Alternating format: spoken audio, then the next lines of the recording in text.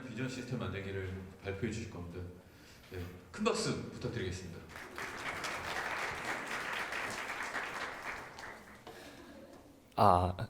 네, 안녕하세요 여러분. 오늘 강인한 비전 시스템 만들기라는 주제로 발표를 드릴 장형기라고 합니다. 반갑습니다.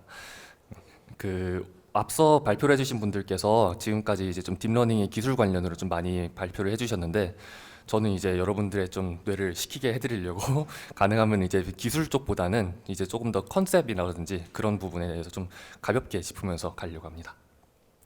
오늘 이제 저희가 함께 나눠볼 내용은 이제 첫 번째로는 제목에서도 나와 있는 이 강인함이란 무엇인가에 대해서 얘기를 한번 해보려고 합니다.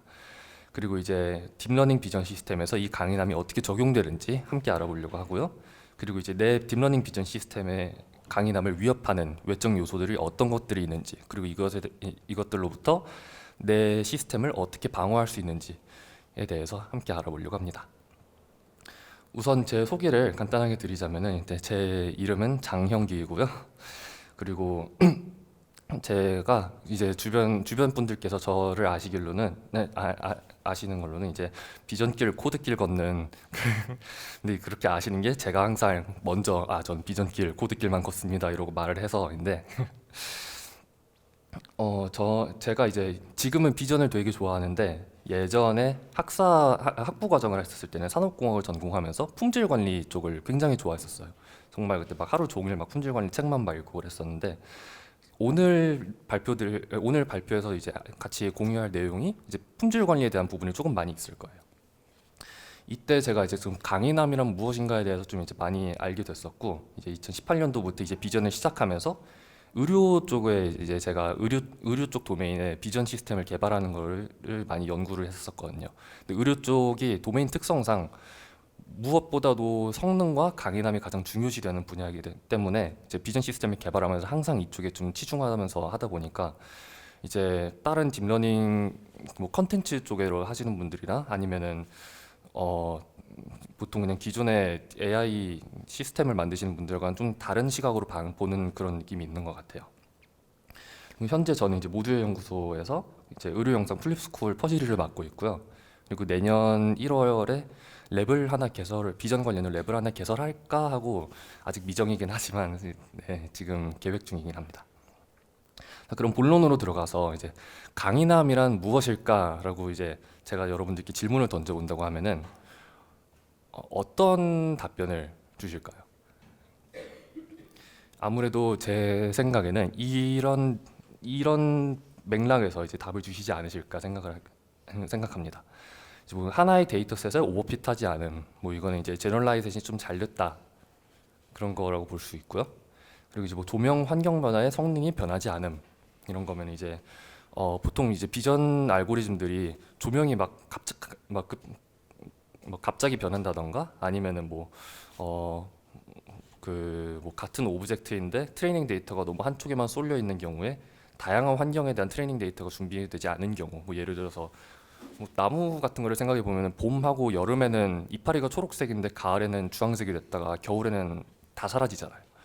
근데 우리가 이제 초록색만 있는 뭐 아니면 주황색 갈색으로 된 이것만 있는 트레이닝 데이터셋을 가지고 나서는 이제 모든 케이스에 대해서 곱할 수가 없다는 거죠.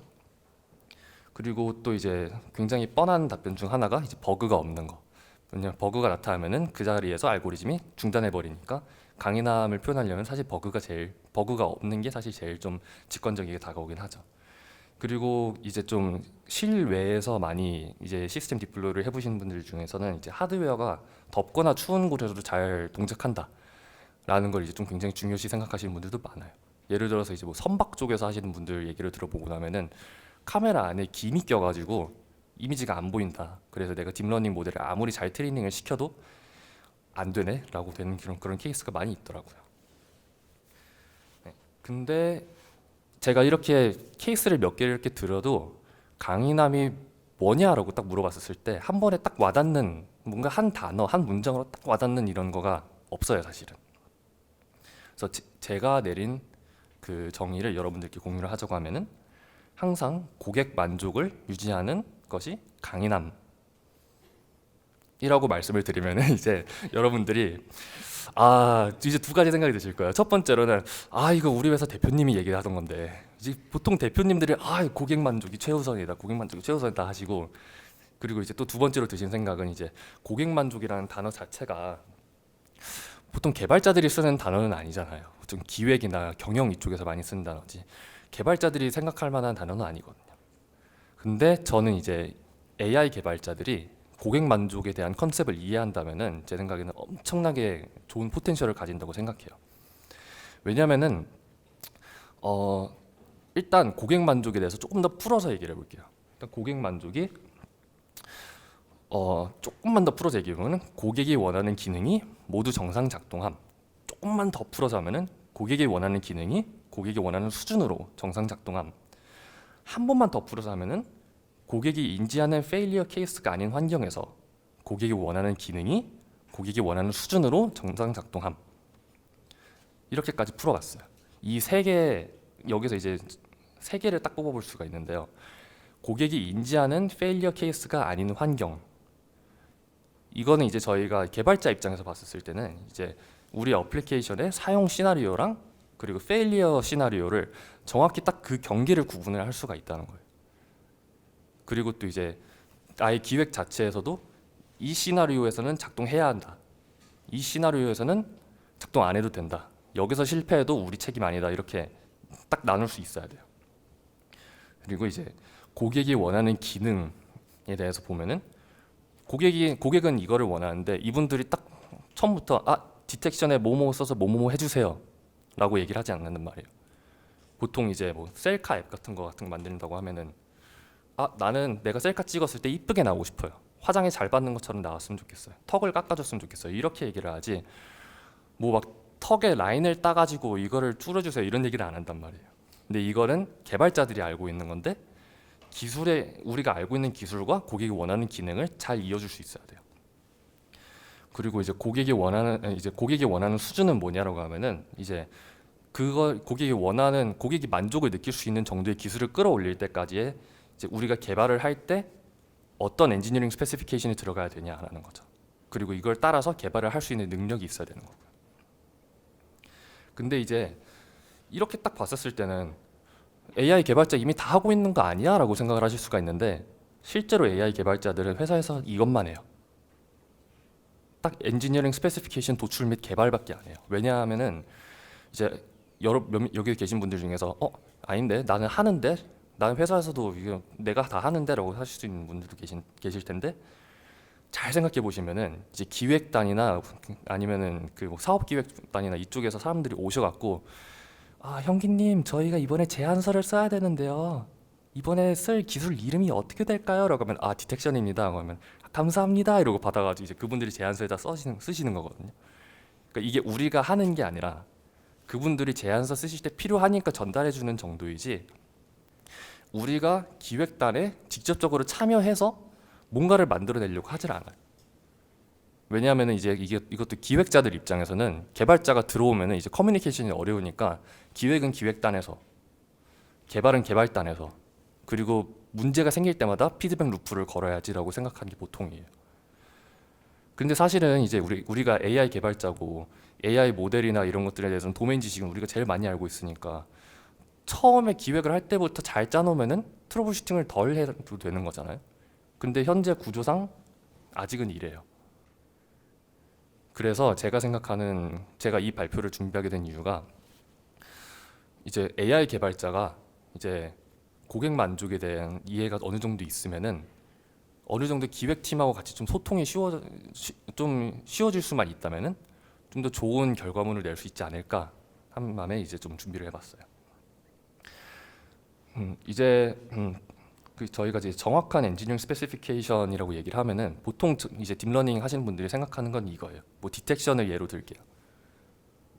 이거 그래프는 이제 욜로 V3의 벤치마크 성능 벤치마크 그래프인데요.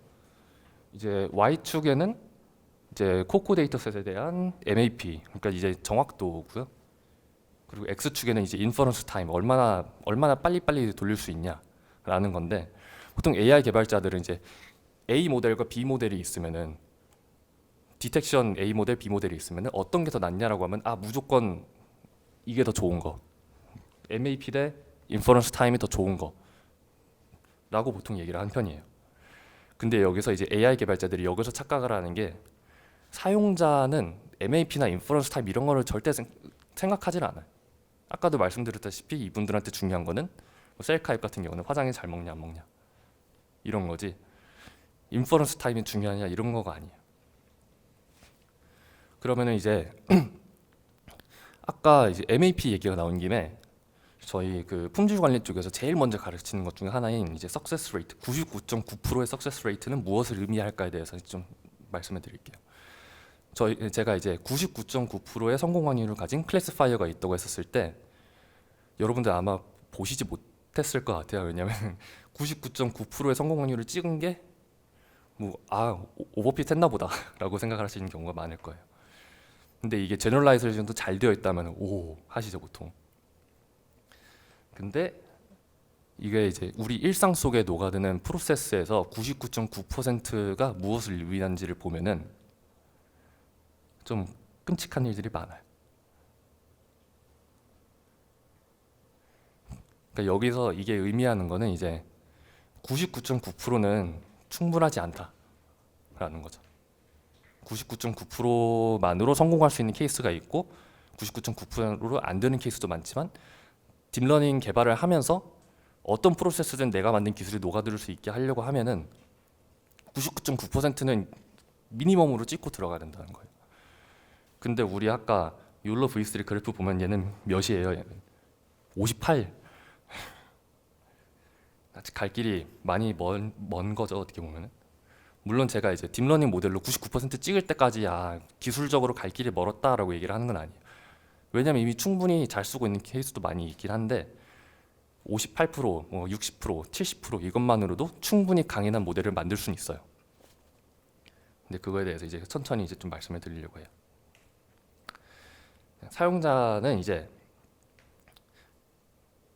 사용자는 제품의 구입 목적이 엔드 프로덕트로 달성되는지에만 관심을 가져요. 아까 말씀드렸던 것처럼 MAP, 인퍼런스 타임 그런 거가 아니에요. 지금까지 몇 번 말씀드렸던 화장 앱, 셀카 앱, 그리고 자율주행차 같은 것도 우리가 예를 들어서 이제 왼쪽에 셀카 앱을 딱 샀는데 우리가 이 앱을 쓰다가 이 앱이 마음에 안 들어서 다른 앱으로 옮겨 타거나 아니면 이 앱을 지울 때 이유가 어떤 이유가 생길까요? 버그가 생겨서 안 켜진 것도 있을 거고 찍었는데 생각보다 화장이 안 이뻐서 다른 앱의 화장이 더 이뻐서 인 거지 MAP나 인퍼런스 타임이 막 이리저리하지 않아요. 그리고 자율주행차도 똑같이 이제 테슬라 모델 3 같은 건 완전 자율주행은 아니지만 드라이빙 어시스턴트 이런 게 있죠.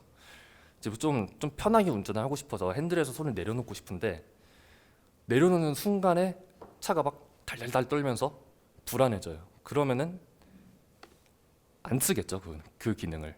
그리고 아마 그럴 거예요. 테슬라 괜히 샀네 이럴 거예요 아마. 그러니까 사용자는 무조건 쓰면서 얻는 경험에 따라서 제품이 좋다 안 좋다를 구분을 하지 아까 말씀드렸던 것처럼 MAP, 인퍼런스 타임 이거랑 전혀 관계가 없어요. 자 그러면 고객 만족이 뭘까요? 고객 만족을 저희가 좀 정확히 알아야지 이제 고객 만족에 맞춰서 개발을 하겠죠? 고객 만족의 수준을 알아내는 게 이제 품질 관리 기법의 첫 단계예요. 이게 이제 어떤 거냐면은 고객이 언제 무엇을 어떻게 원하는지 이해를 해야 되고요. 그리고 고객이 원하는 거를 이제 전부 다 파악을 해서 이거를 이제 제때 정확하게 전달을 할 수 있도록 개발 프로세스에 녹여내야 돼요. 이거가 이제 개발 프로세스에 녹여내는 것까지 해서 이제 고객 만족을 위한 개발을 한다라고 볼 수 있어요. 보통 이제 소프트웨어 개발 쪽에서는 보통 애자일 개발 프로세스를 많이 사용하는 걸로 알고 있어요. 근데 딥러닝 이게 애자일이라고 하면은 보통 2주나 3주 정도 이제 스프린트라고 얘기해가지고 스크럼이 아니라 스프린트라 적어야 되는데 스프린트라고 해가지고 2주나 3주마다 디플로이 하는 거를 이제 릴리즈하는 거를 목표를 삼아가지고 매번 이제 만들고 릴리즈하고 만들고 릴리즈하고 하면서 그때마다 들어오는 피드백에 맞춰서 수정하고 더 개선하고 수정하고 개선하고 하는 게 보통 이제 애자일에서 하는 방법이에요. 근데 이제 딥러닝도 분명히 소프트웨어긴 한데 이게 개발의 번복이 좀 어렵다 보니까, 왜냐면은 데이터도 모으는 것도 어렵고, 그리고 이제 아키텍처를 바꿔야 된다고 하면은 이제 또 새로 막 바닥부터 시작해야 되는 것도 많고, 하드웨어 구성이 바뀐다고 하면은 더 어려워지기도 하고. 그래서 개발의 번복이 어렵다 보니까 그것도 이제 2주나 3주마다 해야 된다고 하면은 더 어렵죠. 이제 예시를 들어서 한 달 전에 기획 측에서 이제 디텍션 태스크를 위한 모델을 만들어 주세요 해가지고 열심히 만들었어요. 이제 디텍션 완전 잘하는 모델을 만들어냈는데, 근데 이제 오늘 기획 측에서 생각해보니 디텍션이 아니라 세그멘테이션이 필요할 것 같아 하면 이제 부들부들하는 거죠. 왜냐하면은 디텍션에 사용했었던 데이터셋이 세그멘테이션에 그대로 적용이 안 되기도 하고, 아키텍처도 똑같은 거가 아니라 다른 걸 써야 되고. 그래서 이제 애자일보다는 그러면은 차라리 처음부터 플래닝을 제대로 다 하고 워터폴 방식으로 간다. 근데 워터폴 방식 중에 제가 아는 거, 제가 제일 유심 있게 봤었던 거가 이제 식스 시그마 방법이에요. 식스 시그마는 이제 아까 99.9%는 1000개 중에 하나가 에러가 난다는 거죠. 근데 식스 시그마는 이제 100만 개 중에 0.002개의 불량률을 끌어낼 때까지 불량률을 계속해서 낮춰나가는 그런 품질 관리 방법론이에요.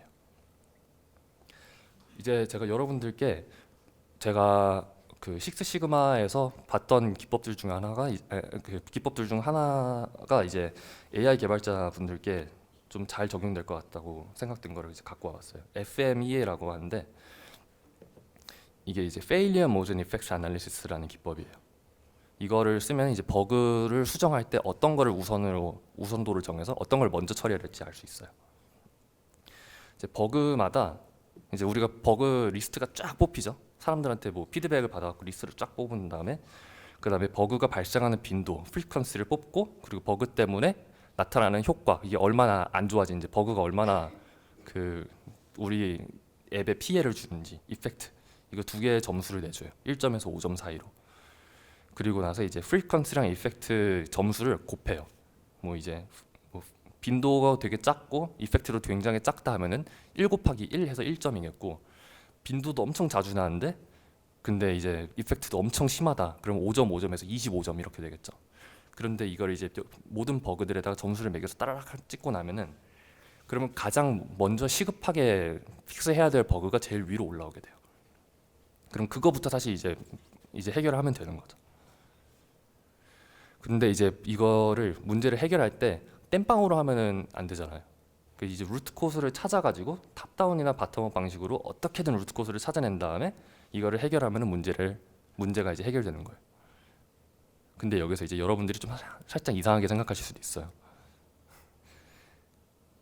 왜냐면 루트 코스를 그러면 어떻게 찾는데, 이거를 알려줘야지. 솔직히 이거보다 루트 코스를 찾는 방법 알려주는 게 더 좋지 않냐라고 하실 수도 있는데, 이거는 사실 이제 도메인에 대한 지식이 충분한 사람만 할 수 있다고 보시면 돼요.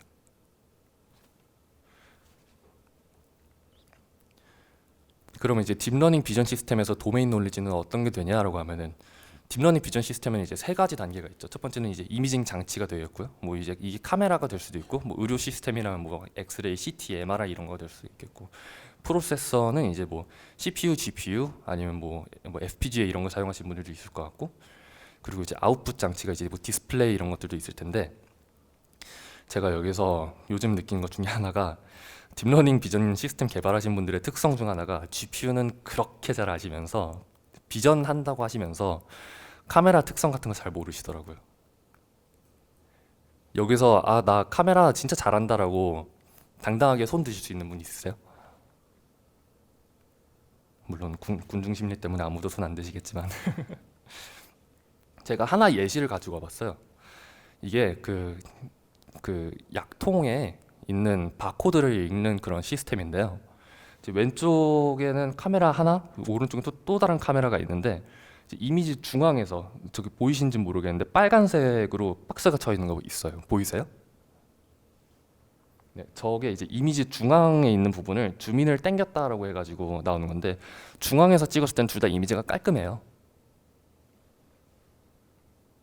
근데 이제 카메라 이미지 중앙이 아니라 외곽으로 벗어나면 벗어날수록 어떤 카메라는 외곽으로 나가도 이미지가 계속 깔끔하고 어떤 애는 외곽으로 나가면 아무것도 안 보여요.